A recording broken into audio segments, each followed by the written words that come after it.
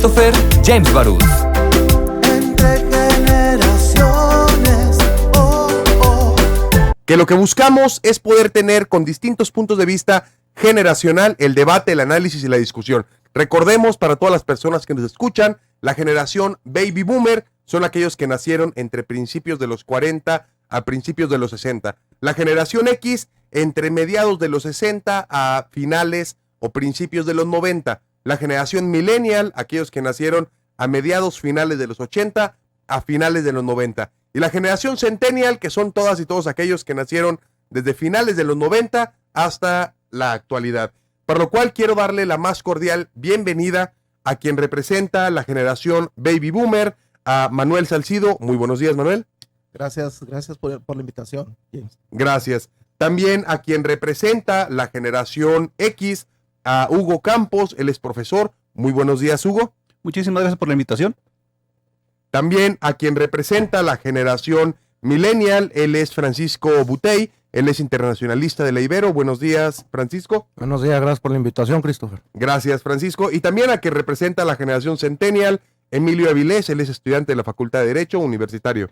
Buenos días, muchas gracias, Christopher. Pedirle una disculpa a las personas que nos ven y que nos escuchan. Siempre buscamos tener mitad hombres, mitad mujeres, buscar la equidad, pero precisamente dos compañeras que participan con nosotros en Entre Generaciones, las dos mujeres se disculparon ayer en la tarde, espero se encuentren muy bien, y los compañeros que hoy nos acompañan salieron al bate y al quite y dijeron, va adelante, lo cual también les agradecemos.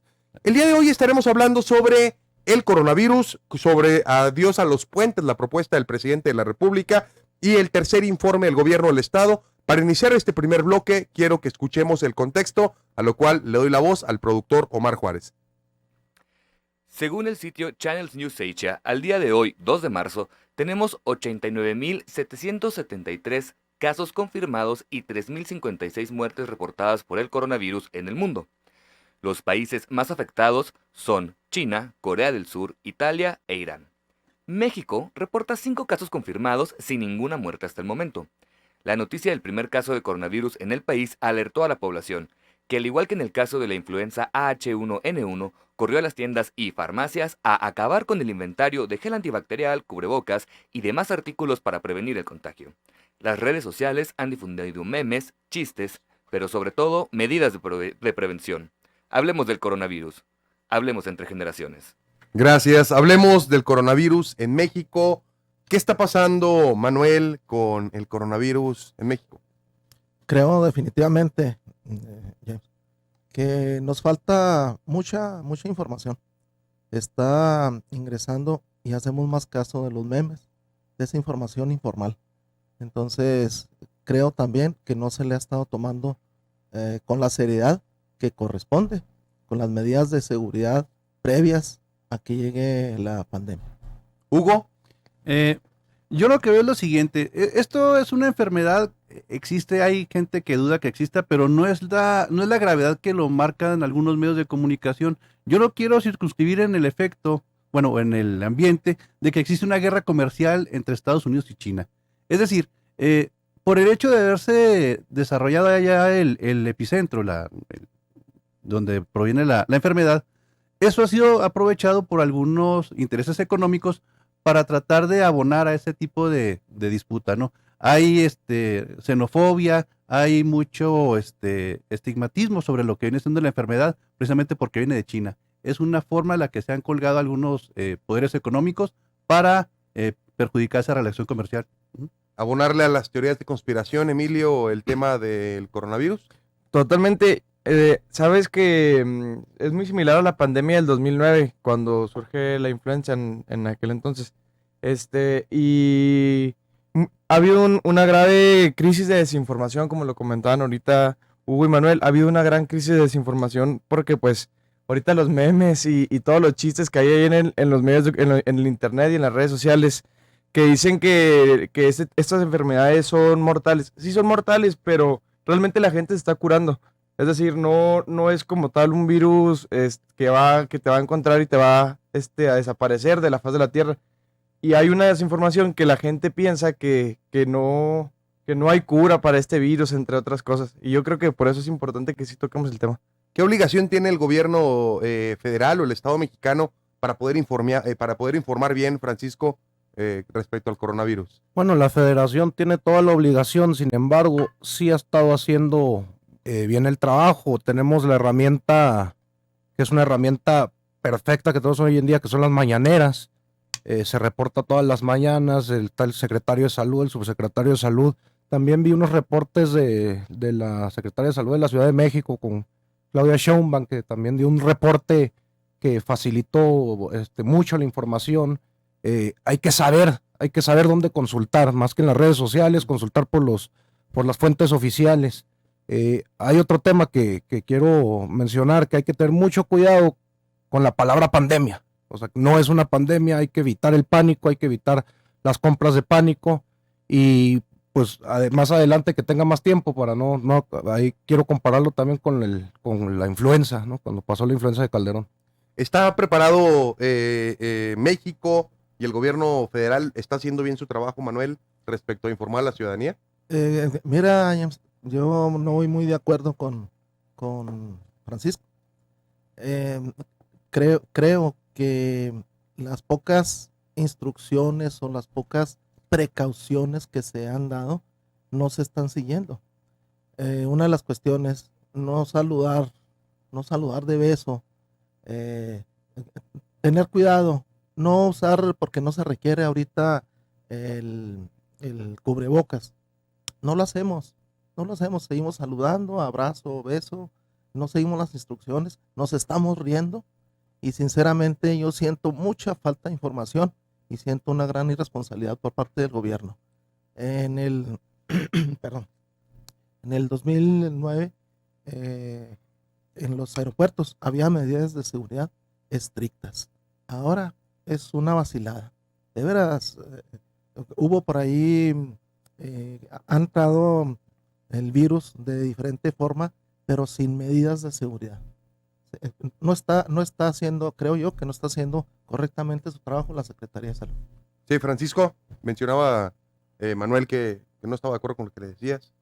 Sí, bueno, en un mundo globalizado, las redes de transporte también van a importar epidemias y enfermedades. Sin embargo, en los aeropuertos sí están los módulos de atención y prevención, los aeropuertos internacionales de Ciudad de México, Toluca, etcétera, etcétera.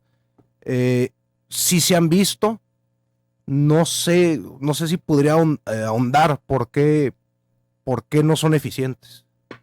Emilio. De igual forma, así como Manuel, yo coincido con él, que no coincido con Francisco, ya que pues comentaba que hay que revisar la información en fuentes oficiales. Entonces, pues una mañanera más allá de una fuente oficial se ha convertido pues en un programa de risa, ¿no? Durante las mañanas. Entonces no considero que sea como tal una fuente oficial. Además de que Andrés Manuel precisamente en una de esas mañaneras menciona que él no le va a negar el paso a nadie, o sea, en los aeropuertos y en las fronteras, en las casetas, porque dice pues que estaba violentando los derechos humanos. Hugo. Hay un dicho popular que dice, según el sapo es la pedrada, ¿no? La letalidad del virus de la influenza, que nos pegó hace aproximadamente una década, era muy superior a la que se tiene actualmente, ¿no? Es decir, la letalidad del coronavirus actual ronda por el 2,5%, 3%. Es un elemento que se tiene que considerar, pero no se pueden tomar medidas exageradas. Ahora, quien informa realmente no es Andrés Manuel López Obrador. Quien está informando es el subsecretario para atender este tipo de casos. La información que él da es técnica, es precisa, es concreta, es muy entendible, a diferencia de muchos especialistas en el campo de la salud. Él es muy preciso, cualquiera lo puede entender. Y respecto a las medidas, sí hay medidas, ¿cómo no? Pero él mismo lo señalaba hoy en la mañana, hay otro tipo de enfermedades, hay otro tipo de riesgos que requieren más atención que este. Entonces yo pienso que se está haciendo lo adecuado, se está haciendo lo correcto, y la actitud que ha asumido el gobierno de México en general. Ahorita tenemos el caso de un crucero que arribó a las costas mexicanas, ¿no? Que se le permitió llegar. como una medida humanitaria. Decía el mismo presidente, no es posible que se les estigmatice y que no se les permita entrar a ningún lugar por esa situación. Sí, Butey. si me permite agregarle poquito, un ataque, una epidemia, una posible epidemia, no es una justificación para la deshumanización o violar los derechos humanos. O sea, podemos trabajar en la mitigación sin afectar a terceros, sin deshumanizar a terceros. Manuel. Me dejan sin palabras. Lo que pasa es que yo sigo con la posición de que no hay esas medidas estrictas de control.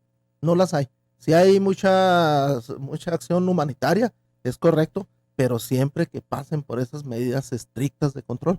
Por eso es que nos va a atacar El el coronavirus. coronavirus, pero ojalá y estemos realmente preparados. Yo no veo esa profesionalidad por parte del sector de salud.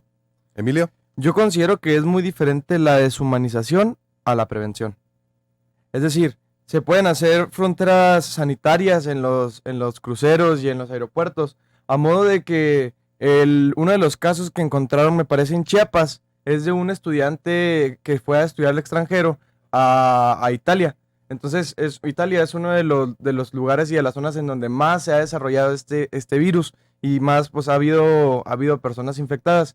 Entonces, bueno, la lógica te dice, si viene llegando a Italia, que es una de las zonas en donde más infectados hay, pues de perdida lo revisas, no necesariamente vas a deshumanizarte y encerrarlo y enjaularlo, simplemente lo revisas. Sin embargo, eso sí se está haciendo. Hay que tenerlo en cuenta. Muy bien. Emilio.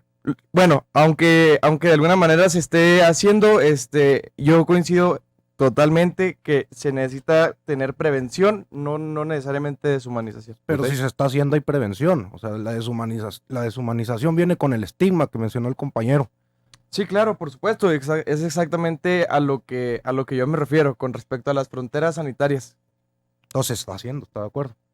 Sí, Ok. es precisamente eso lo que estaba tratando de decir.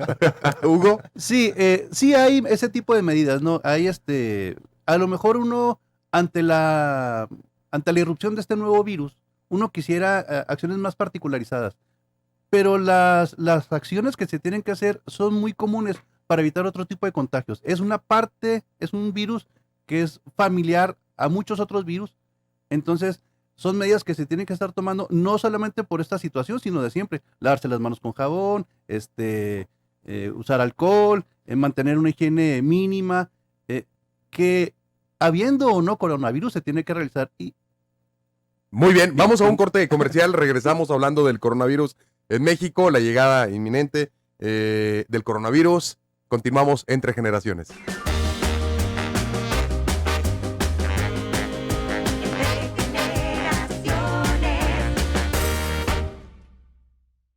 Continuamos entre generaciones y Emilio, representante de la generación Centennial, le decía a nuestro amigo Butey, representante de la generación Millennial, hace un momento, bueno, ¿se está haciendo o no se está haciendo algo? Ok, Francisco sí decía que se está haciendo, de alguna manera, si se sigue haciendo, como ya lo mencionan, se puede llegar a prevenir y se puede llegar a mantener el cuidado junto con las fronteras. Sin embargo, hay algo que no me parece, hay algo que realmente ya entro, pues, ahondando en la información, que hay partidos políticos principalmente del que sale el presidente Andrés Manuel López Obrador como Morena, que están intentando beneficiarse con este tipo de situaciones. Hace poquito veía que, así como dicen, se está haciendo, no se está haciendo las medidas de prevención, ellos decían, vamos a donar tantos millones de pesos, y luego después que no, y luego después que sí, y luego después que no, para la protección y la compra de todo este tipo de útiles y herramientas. Entonces mi pregunta es, bueno, ¿se va a hacer o no se va a hacer? ¿Se van a apoyar o no van a apoyar? ¿Los diputados de Morena van a estar ahí solamente tratando de aprovecharse del efecto mediático que tiene el coronavirus?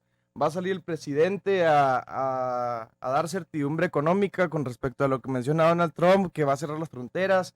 Nos cerraron la frontera hace poquito en Juárez, o no estoy seguro si fue en Juárez o en Tamaulipas, pero ahí andaban con que queriéndola cerrar. ¿Qué onda con eso? ¿Qué pasa? Francisco. Bueno, entonces estamos de acuerdo que ya evolucionó la postura, ¿no? De no se está haciendo nada, ahora sí se está haciendo y hay que continuar haciéndolo. Y sobre la utilización política de una epidemia, así como hay que evitar el pánico, hay que evitar la canallada de utilizar la condición humana, vidas humanas, riesgos humanos para uso político. Como lo está haciendo Morena. No, de hecho, por ejemplo, si nos regresamos a la influenza fue más fuerte, pero se exageró también para uso político, para desviar la atención de una guerra ilegal que trajo malos resultados con un esfuerzo de legalizar un gobierno que para muchos fue ilegítimo. Ahorita esas mismas personas que usaron esa campaña para exagerar la epidemia de la influenza están usando la campaña del coronavirus para atacar al presidente. Al presidente le llegó el caso, no lo puede evitar y lo tiene que reportar. ¿Cómo lo está usando? Lo está usando la oposición conservadora para las compras de pánico, para crear descontento, para crear desestabilización y bueno, pues, alguien se enfermó, alguien estornudó y es culpa de Obrador. Entonces, Está difícil eso. Manuel, Sí, de veras que ojalá Dios nos agarre confesados. Tenemos problemas con la cuestión de presupuesto en el sector salud. Si quieren, lo vemos aquí en Chihuahua. Se suspenden cirugías en los hospitales públicos. O sea, hay problemas que no hay el material cuando está ya la persona en la plancha. Están documentados. Entonces, imagínense con un problema a nivel nacional, ¿cómo saldrá Chihuahua? Hugo. Sí, también está documentado que es sabotaje, es decir, porque están las medicinas, están almacenadas, hay gente que dentro del sistema de salud, a niveles medios y bajos, están en la idea de que este proyecto fracase. Ahora, respecto a lo de la utilización política, de verdad, yo los invito a que vean cualquier noticiero de la televisión nacional que tenga cintillos. De cada 10 cintillos, 8 hablan del coronavirus desde un punto de vista alarmista. Cuando llegó el barco que atracó en las costas de Quintana Roo, eran unas 10, 15 personas a lo mucho que están protestando y tuvieron cobertura nacional. Entonces, sí se está exagerando, se está elevando la nota, compras de pánico de objetos que no sirven. Ahorita en la mañana nos explicaba el subsecretario de Salud que las mascarillas no protegen. Es más efectivo lavarse las manos con jabón, limpiar pero tampoco llegar al exceso. Es decir, las mismas medidas que se pueden tomar para otro tipo de enfermedades son efectivas para el coronavirus. Pero como viene de China, yo quiero insistir en eso, como viene de China y hay una pugna comercial entre China y Estados Unidos, se exacerban los medios internacionales. De tal forma que llegan hasta absurdos de que no se importan cosas de China, aunque tarden 15, 20 días en llegar. En este periodo el virus fuera del cuerpo humano tiene una sobrevivencia de unas cuantas horas o unos cuantos días. Entonces un paquete que tarda 2, 3 semanas o meses en llegar de China, evidentemente el virus ya no existe. Pero se está insistiendo en que no se compren cosas de China y por ahí va, yo por ahí veo mucho la intención. Emilio. Totalmente de acuerdo con Hugo. Definitivamente no podemos estar motivados por el miedo, ni alarmizar, ni exagerar con el tema, precisamente porque pues para mantener el orden. Y también coincido con Francisco, ya que pues está todo documentado, ¿verdad? Aparecen en los medios de comunicación, como en otro entonces hubo una utilización política para desprestigiar o asumir un cierto liderazgo, etcétera, en aquel entonces. Pero entonces, ahorita Francisco comentabas que en ese entonces eran ahorita son los conservadores los que quieren desestabilizar al Y país. en ese entonces también. Bueno, yo a lo que voy, yo no soy parte de la oposición, como dices, yo no vengo a desestabilizar el debate, yo vengo simplemente a hablar de la nota. Entonces, dices que son ahorita los conservadores que están tratando de desestabilizar al país, etcétera. Pero mi pregunta es, entonces, ¿los conservadores son los que dirigen a Morena? ¿O por qué Morena está y luego no está, y lo está y luego no está, y lo quiere apoyar y luego no quiere apoyar? O sea, esa es mi pregunta, no es necesariamente pues que yo venga de la oposición o que yo sea de la mafia del poder para venir a criticar al presidente. Yo nomás estoy hablando de lo que... Sí, bueno, yo sí abiertamente soy de Morena, entonces sí puedo tomar la pregunta como personal, de hecho trabajo ahí. Pero ¿a qué te refieres con que estamos y luego no estamos? Pues nosotros estamos firmes en la misma postura. O no, que no se crea pánico, que se respeten derechos humanos, que no haya deshumanización y que no haya desinformación. No, Entonces, excelente. Y eso yo coincido, incluso sin yo ser militante de tu partido. Yo coincido contigo, no podemos estar motivando el miedo y tenemos que hacer campañas correctas de información. Es decir, este tipo de epidemias o enfermedades nosotros tenemos que saberlas controlar y manejarlas en orden, Así es. como se está buscando, ¿verdad? Así es. Manuel.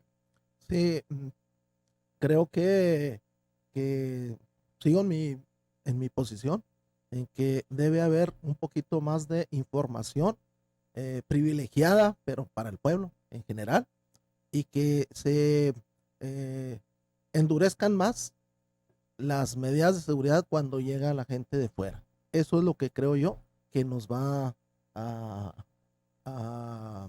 estallar pues de manera más amplia al país. Hay una realidad y es que cada vez que existen este tipo de epidemias o que llegan a incluso a ser pandemias, existe una especie de reacción por parte de los gobiernos que comienzan a estigmatizar al país de origen. Vimos como la semana pasada en Italia, un italiano en redes sociales, un italiano va y le pega a un filipino, ni siquiera era chino, va y le pega a un filipino porque lo veía con un rasgo asiático y eso hacía el que comienzan a estigmatizar. Vemos como en los memes y en las redes sociales vemos a alguien con los ojos rasgados o con rasgos asiáticos y comienzan a hacerle burla y comienzan a hacer todo eso, que primero comienza como meme y luego comienza a polarizar realmente a la ciudadanía. ¿Cómo combatir esto, Hugo, el dejar la estigmatización por parte de algunos grupos, decía Francisco hace un momento, de conservadores que lo que hacen es dividir a la ciudadanía y terminan polarizando los puntos de vista? Con información, más información, información insistente, pero información científica, verídica. La actitud que ha tomado el gobierno de México está basada en las recomendaciones de la Organización Mundial de la Salud. Es decir, no se está haciendo nada fuera y nada encima de lo que estrictamente recomiendan las autoridades mundiales en salud. Ahora, en cuanto a la entrada a los aeropuertos, a los puertos de extranjeros, si en algún país hay medidas severas para ingresar es en Estados Unidos. Y en Estados Unidos hay muchos más casos que aquí en México. Es una situación, comentaba ahorita, según el sapo es la pedrada. Tiene que haber una inversión en salud, una inversión en educación también, una inversión en cuanto a información para la población en general, pero no puede ser desmedida, porque una información exagerada, desmedida, igual crea pánico. Si nosotros escuchamos en las mañanas, y a lo mejor ese es el problema, de que no todo el mundo nos levantamos temprano, ¿no? Yo por mi trabajo sí, ahí nos enteramos bien, no son eslogan, es una información técnica de un científico especialista en el ramo que nos dice qué hacer, esto sirve, esto no sirve, esto no sirve. Es una enfermedad que se cura en la inmensa mayoría de los casos sin atender a un medicamento en particular, es decir, con tratamientos comunes. Las personas que han muerto, en su inmensa mayoría, son personas que ya traen otro tipo de complicaciones. Es decir, el virus en sí mismo no es letal, sino que contribuye a que otras enfermedades se agraven. Problemas respiratorios, de hipertensión, de diabetes, es un contribuyente. Y sí, es un factor nuevo que se tiene que tomar en cuenta. Emilio. Totalmente de acuerdo con Hugo. Como dato ahí curioso, para las mamás que nos ven, incluso este virus casi no afecta a los menores de edad, ni siquiera se puede eliminar con desinfectantes domésticos, el 80% de los casos son leves aquí en México y en todo el mundo. Son leves y solamente afecta con características de enfermedades pulmonares como la neumonía, pero leve, o sea, no grave. Ajá. Entonces, lamentablemente, sí se ha exagerado mucho con respecto a la información que nos trae a todos en pánico, la primer crisis de zombies, virus y todo eso de mundial, como ya se veía desde hace años, ¿no? Entonces, pues yo sí coincido totalmente que pues hay que mantener la calma. También son 5 casos en México, es decir, Y todos son importados. todos todos son son importados. importados. Somos más de 120 millones de mexicanos y son 5 casos. No podemos empezar a estigmatizar a la gente que viene de fuera. Ujú. Hay que tomar medidas de prevención, por supuesto, pero no podemos estar pensando que por el hecho de que estornude enseguida de mí un filipino, un chino, una persona con rasgos asiáticos, Un chino poblano. un chino poblano, ya pensemos que está infectado de coronavirus. Entonces, Butey. Bueno, entonces, es para acabar, ¿verdad? No desestimar las recomendaciones de la Organización Mundial de la Salud. aprovechen las mañaneras, está el secretario de salud, está la información oficial, sí hay información, hay que verla. El gobierno federal desde la alerta internacional está trabajando de la mano con la comunidad científica internacional, entonces sí se está trabajando y está el monitoreo de tripulaciones y toda la gente que viene de fuera y hay que tener en cuenta que la tasa de letalidad ha sido del 3%, nada más, y el 11% ha sido de enfermedad grave, pero sin llegar a la letalidad. Entonces, guardar la calma, que en eso coincidimos los cuatro, ¿no? Muy bien, como última reflexión para cada uno sobre el tema del coronavirus. Aparte de que la cumbia del coronavirus salió buena, Ajá. o sea, pero en serio que más allá de los memes y más allá de la cumbia del coronavirus, tenemos que hacer caso a las recomendaciones. Última reflexión, Manuel. No, definitivamente, seguir las instrucciones de la Secretaría de Salud. Muy bien, Hugo. Es el tema de moda y hay que estar informados y también hay que estar prevenidos de quienes se quieren colgar de ahí para sacar algún provecho. Emilio. En el 2009 había 166,000 casos de influenza, ahorita solamente hay 5 de coronavirus y son leves. Butey. Lo más importante, mantener la calma y no propagar rumores falsos. Continuamos entre generaciones. Entre generaciones.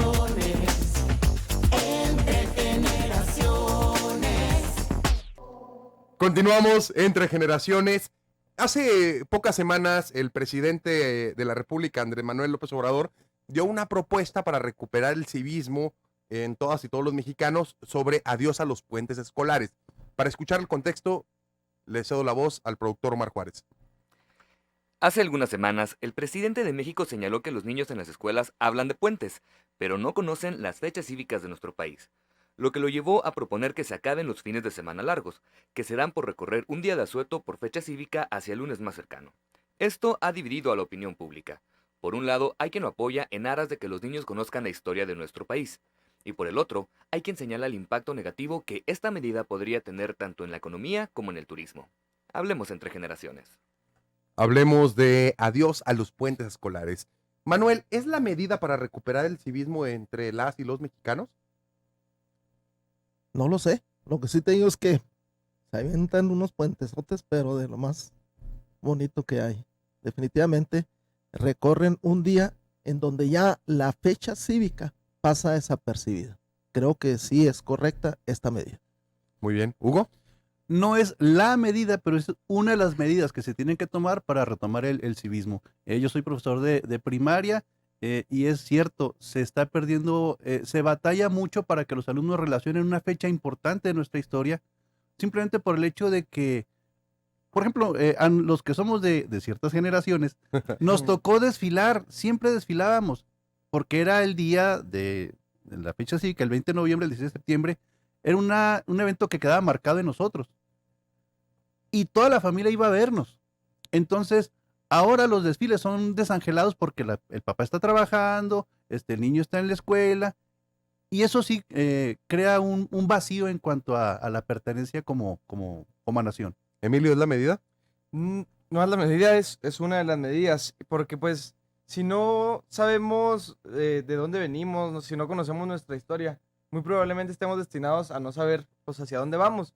Es decir, me acuerdo que en la preparatoria, no hace tantos años, Sí, pero para ti la preparatoria, nomás para que la gente que nos está escuchando, ¿de hace cuánto estamos hablando? hace como 2 años, Hace como, ok, muy bien. Ajá. Ok. hace como 2, 3 años, pues era muy común que pues en los asuetos se usaban, ¿no? Pues vamos a aprovecharlo para en domingo, pues salirnos allá Ujú. a cotorrear y todo eso. Pero muchas veces las personas con las que estábamos ahí cotorreando ni siquiera sabían por qué estábamos faltando clases, por qué era el asueto, nomás sabíamos que era puente o nomás sabían que era puente, más no sabían por qué. Entonces, si no conocemos que, no sé, el 20 de noviembre es la revolución, el 16 de septiembre, la independencia, etcétera, pues entonces aquí estamos destinados a que nos vuelvan a venir pues, a atacar los extranjeros, o aquí estamos destinados. Esa es mi premisa. ¿Butey? El mayor reto de cualquier transformación, más allá de lo técnico, es la constante revolución de las conciencias. Concientización, concientización, concientización. Sin concientización no hay transformación, no hay revolución. Entonces, el volver a recuperar las fechas que nos hicieron una nación, que nos dieron una historia, recuperar la memoria histórica, se me hace algo sumamente importante, no solamente en la prepa, yo me acuerdo en la universidad, Más o menos tú hace en cuánto la estabas en la universidad universidad. del 2012 Ok. al 4 años, al 16, llegaron a confundir que el puente era por el Super Bowl. Ajá. Está siendo gente universitaria, así de grave está. Entonces, esta recuperación de la concientización con un sentido histórico, social, comunitario, es lo contrario a lo que ya se intentó hacer. El neoliberalismo hizo lo propio, ¿no? Eliminar civismo de las escuelas para que la gente no se enseñe a pensar en sentido comunitario, sino que se enseñe a ser productiva. O sea, sé que cuando se gradúen se enseñen a ser explotados felizmente. Entonces, ahorita la eliminación del civismo, la eliminación de las fechas históricas o pues la recorrida, es todo parte de un proceso, también es político. Y también lo que se está haciendo aquí también es político. Hay que recuperar la conciencia y hay que trabajar en la concientización diaria. Manuel, tú eres el coordinador del grupo de historia del Parque Revolución y año con año haces unas diversas actividades, digo, semana a semana. ¿A ti cómo crees que esto impacte o no impacte? Porque incluso el secretario Torruco a nivel federal decía que esto realmente sí puede impactar al turismo y al poder tener mayor beneficio económico al eliminar estos puentes. Manuel. Sí, mira, desgraciadamente con este cambio que se hizo, se olvidan las fechas cívicas. Entonces, como dice el maestro, creo que coincidimos en esto. Si no conocemos nuestra historia, estamos condenados a repetirlo.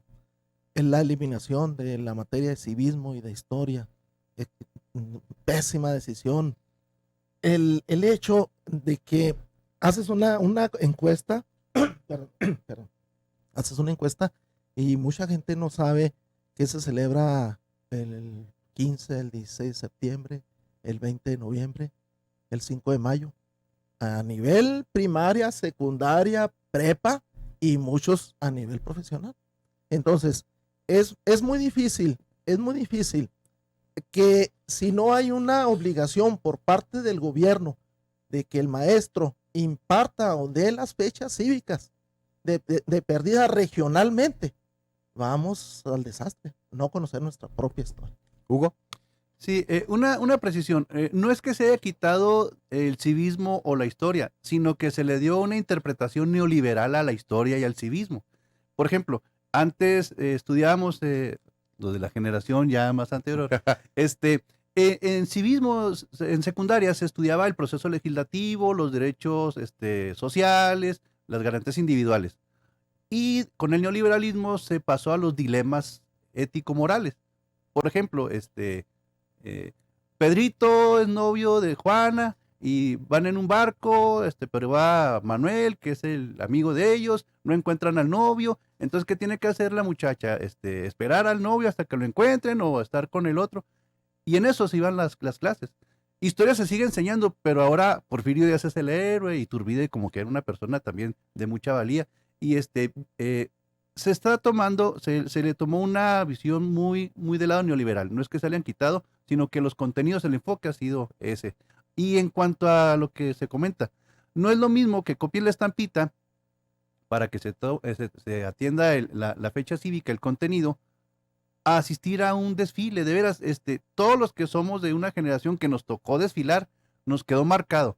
Yo desfilé vestido de Pancho Villa, yo desfilé vestido como con la pañoleta de Morelos.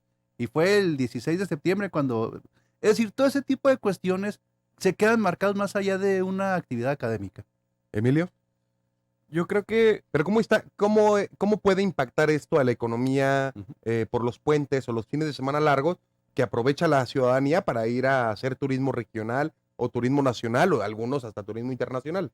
ese es un tema bien interesante porque precisamente así como lo comentamos más temprano o antes, sí hubo ahí un líder de la oposición que hizo un posicionamiento público ahí en Twitter que iba a haber muchas afectaciones turísticas, entre otras cosas. Y ahí, sinceramente, yo no lo creo. Hay quienes sí lo piensan. Hay quienes sí dicen, no, que las personas que planean su año al iniciarlo, que planean ya sus vacaciones, etcétera, etcétera. Nosotros tenemos 8 asuetos al año. Ujú. Y entiéndase que dentro de estos 8 asuetos, ahora con la modificación terminando ese semestre, habría uno cada, excepto en mayo, habría uno cada 2 semanas, uno cada 3 semanas. Entonces, no creo que vaya a haber como tal mucha afectación económica turística.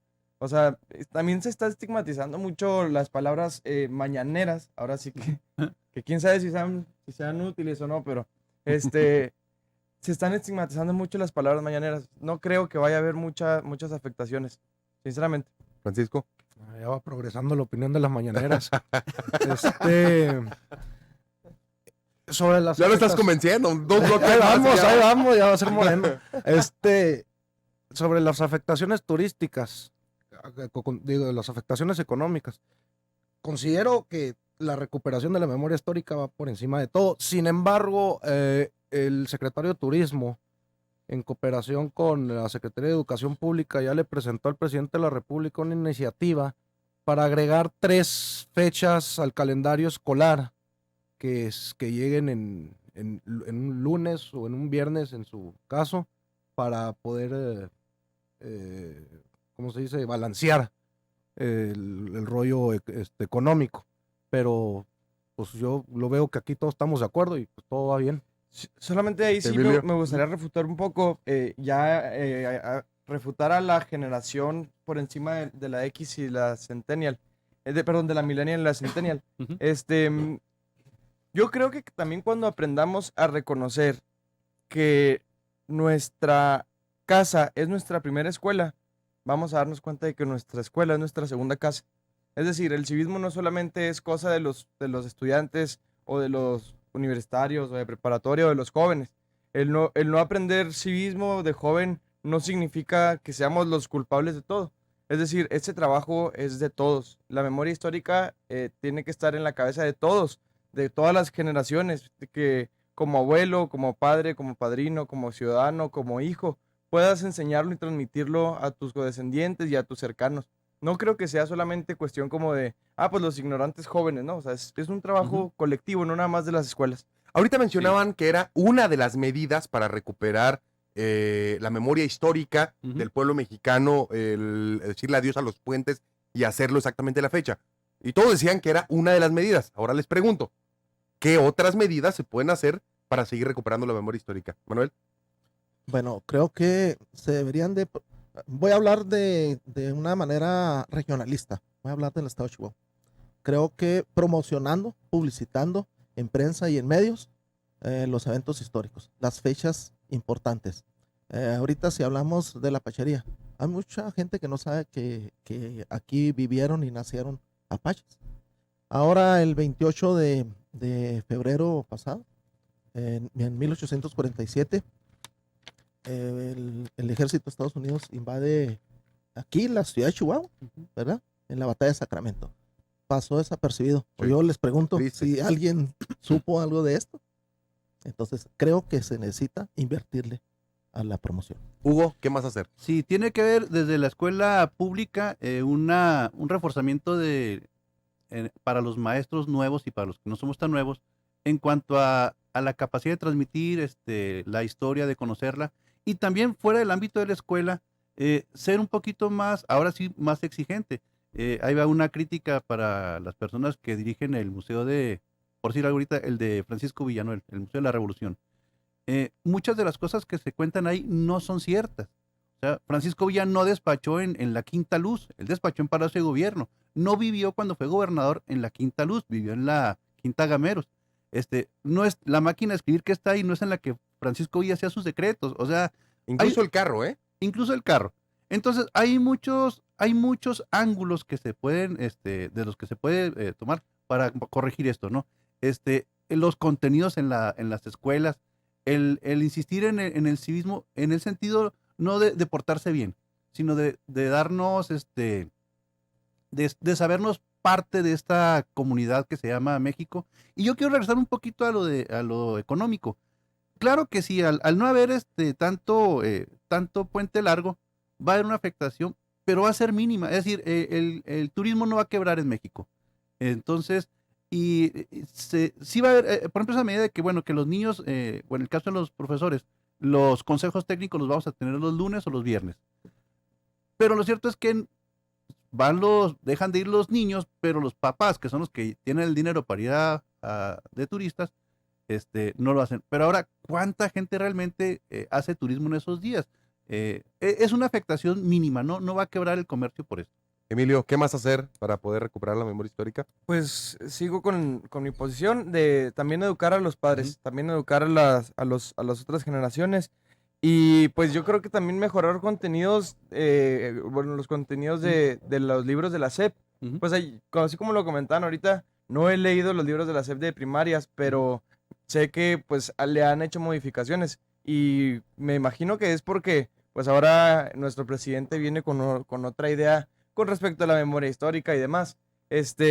Y, y pues también dicen que la historia lo escriben los ganadores, ¿no? Entonces no creo que sea solamente yo creo que se debería escribir con criterio, con raciocinio, con certeza. Voy ahí antes de ir al corte. ¿Usted? Sí, pues lo que dijeron los compañeros, la promoción de la historia, muy importante la promoción de la lectura, que aquí en Chihuahua casi no se ve, como las ferias para leer en libertad que se hacen allá en México y en Jalisco, aquí en Chihuahua falta mucho. Y recuperar también las historias ocultas, pero ocultas por siempre. Por ejemplo, la Guerra Sucia. Muy bien. Continuamos entre generaciones. Cuarto y último bloque. Tercer informe del gobierno del estado. Regresamos.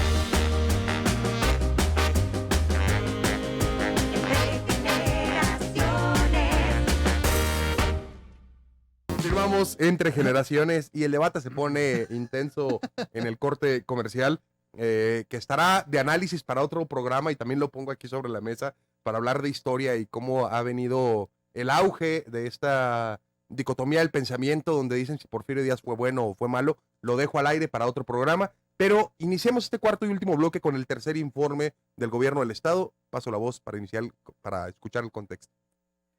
El día de ayer, 1 de marzo, el gobernador del estado de Chihuahua, Javier Corral Jurado, presentó ante el Congreso del Estado su tercer informe de gobierno, mismo que presentará el día de hoy ante la ciudadanía. Dijo que 2019 fue un año de consolidación, de grandes cosechas y gran crecimiento económico para el estado. Como ciudadanos es importante prestar atención a este tipo de ejercicios, ya que las actividades de los gobernantes nos involucran a todos. Hablemos entre generaciones. Cuarto informe de gobierno, perdón, tercer informe Tercero. del gobierno del estado. Manuel. Sí, yo le veo algunas cuestiones muy importantes a este informe. Me gustaría escuchar con mucha atención lo que va a decir sobre la seguridad, porque vivimos en un clima de inseguridad en donde hasta hace poquitos días se trató el tema de Miroslava Brecht. Ujú. Muy bien. Hugo. Sí, para retomar un poquito lo que se está comentando, ¿no? De la historia. O sea, el estudio de la historia tiene que explicar lo que sucedió.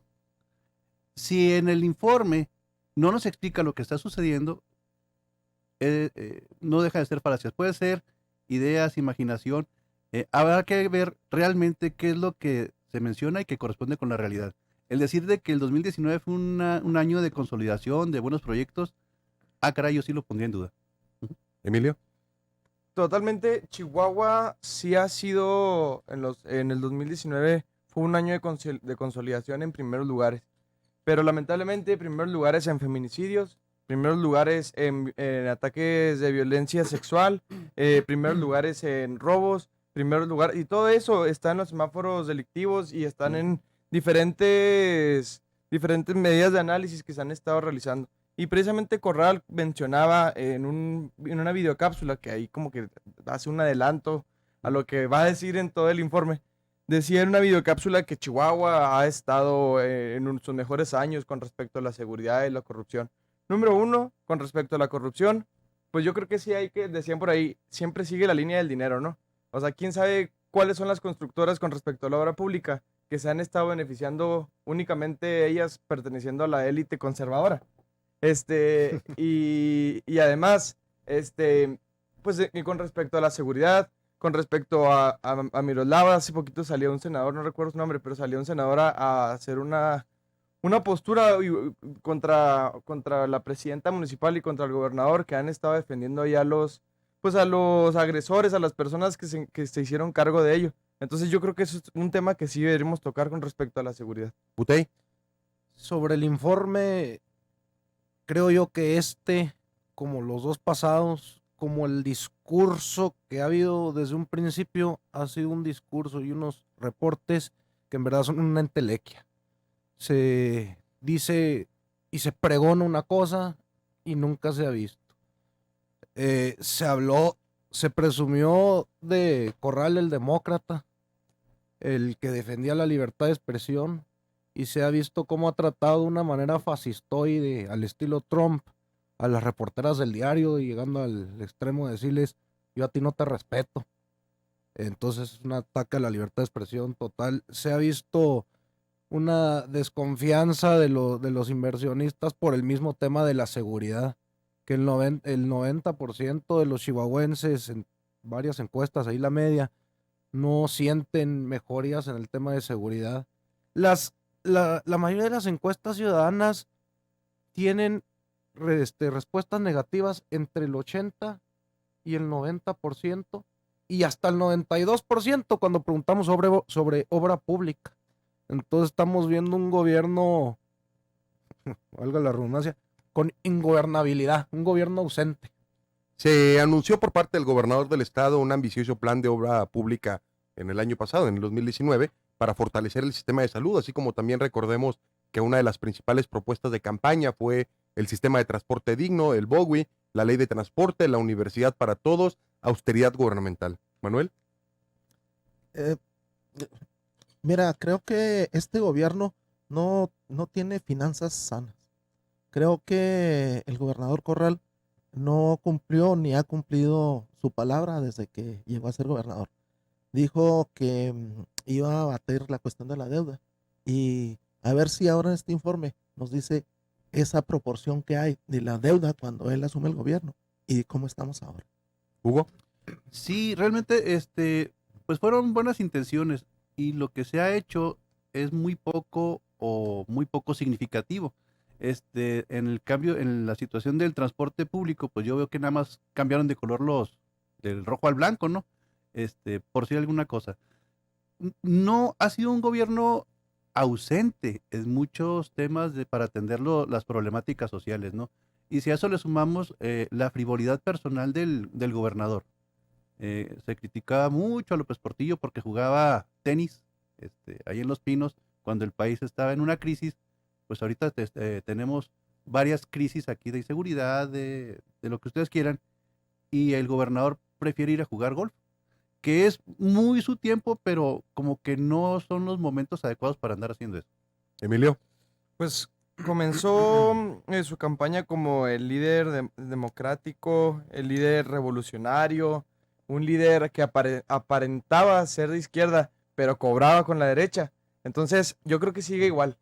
Sigue igual, ahorita los camiones, las rutas troncales, las rutas, pues en sí los camiones están en buenos estados y llegan de color rojo a cambiarlos a blanco con azul, ponerle Bowie, hacer una campaña de nosotros estamos cumpliendo nuestras promesas de campaña.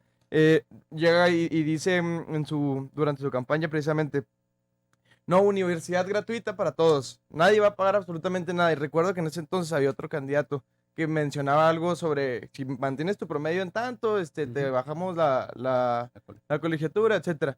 Y llega él y para hacer una contrapropuesta dice, no, que vamos a hacer universidad totalmente gratuita.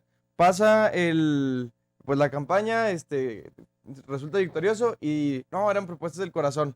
Entonces, pues así nos ha traído estos 5 años. Entonces, para mí que este tercer informe no va a ser más que puro canto, pura melodía de sirenas frente a sus mismos partidarios y militantes que están ahí para bolearle los zapatos y decir que sí a todo. Butey. Sí, perdón compañero, deja nomás te contesto la parte de que parecía de izquierda. Javier Corral nunca pareció de izquierda, ¿eh?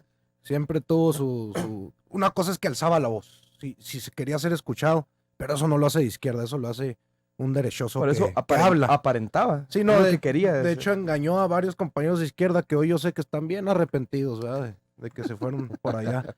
Pero no, o sea, sí alzaba la voz, compañero, pero no de una manera izquierda. Sí, siempre habló por la manera conservadorcita, excepto con lo de la libertad de expresión. Sí. Y pues también ha estado constantemente con las quejas y los berrinches de falta de dinero, pero esa queja ya se desestima porque año con año ha recibido los recursos de la federación que se destinan para los distintos rubros y ha recibido el dinero necesario y sin embargo se queja el dinero. La cosa es que tampoco ha querido abandonar la parafernalia, ¿no? Por ejemplo, llegar a la entrada de Parral ya cuando termina la cabalgata en un helicóptero para después subirse a una ambulancia, cambiarse de ropa y ya subirse al caballo para la foto. Entonces esos actos de parafernalia, pues sí, pues no alcanza el dinero para lo necesario, como cuando no le alcanza para trabajarle 8,000 o a 10,000 trabajadores del Estado cuando les toca su pago, afectando a las mismas 8,000, 9,000 familias, porque no hay dinero, pero el dinero que se destina para esas cosas sí se le da, entonces ese discurso ya está quemado.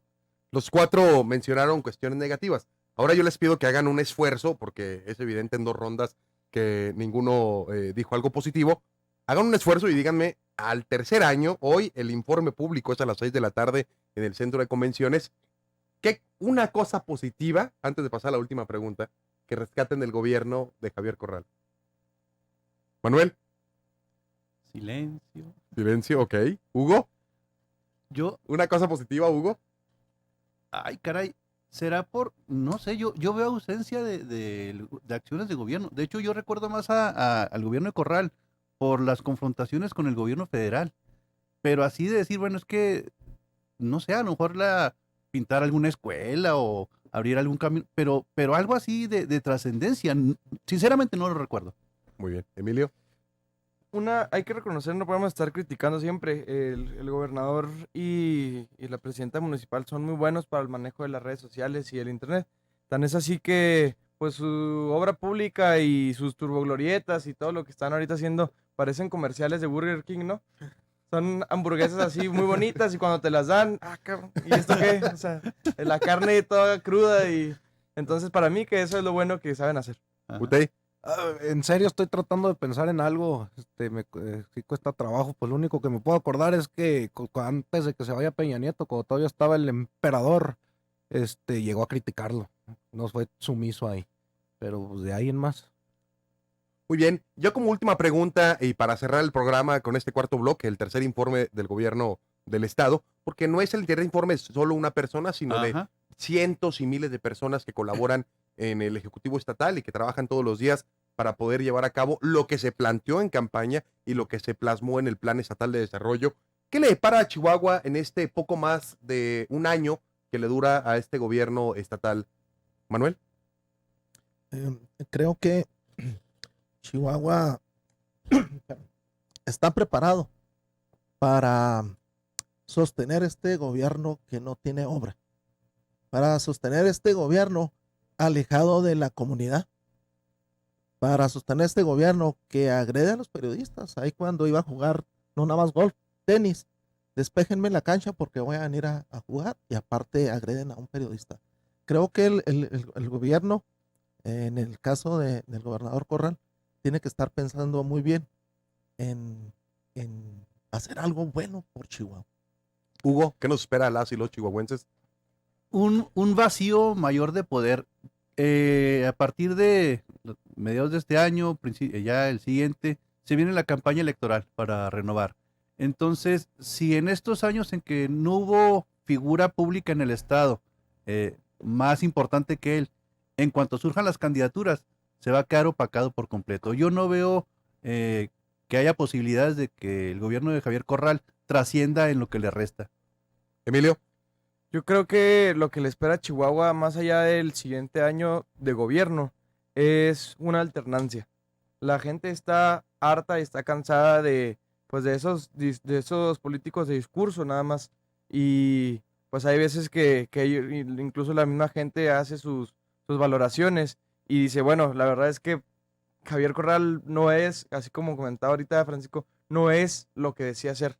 Entonces, a Chihuahua le espera alternancia política, para mí. Muy bien. Butey.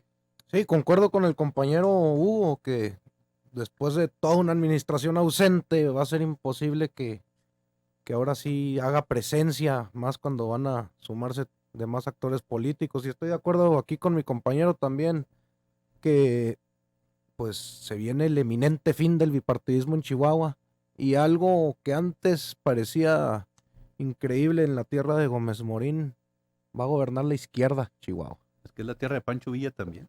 Muy bien. Para cerrar este gran programa Entre Generaciones, en una sola palabra, ¿cómo describirían el gobierno del estado en este tercer informe? Manuel, Le falta mucho. Hugo, A reserva de conocerlo, coincido con él, ausente. Emilio, Falacias. Francisco. Ausente. Muchas gracias. Este es tu programa Entre Generaciones. Mi nombre es Christopher James Barús y este fue un gran debate, un gran análisis con una perspectiva generacional. No se les olvide que a esta vida venimos a ser amigos, a hacer historia, pero sobre todo a ser felices. Nos vemos mañana.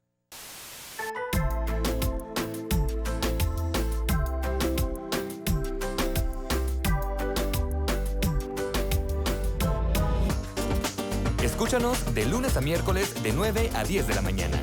Entre Generaciones, con Christopher James Barús.